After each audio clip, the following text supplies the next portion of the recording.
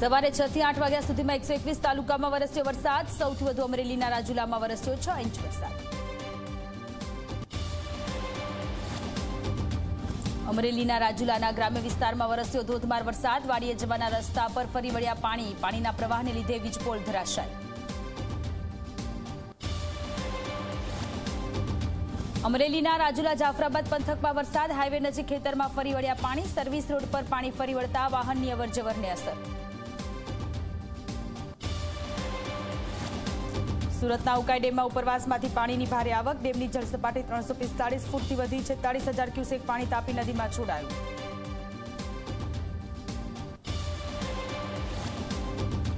અમદાવાદના Vadodara express highway પર અકસ્માત। 2 લોકોના મોત, 10 લોકો ઘાયલ। પ્રાથમિક માહિતી સામે આવી। અકસ્માતના પગલે રસ્તા પર સર્જાયો ટ્રાફિક જામ।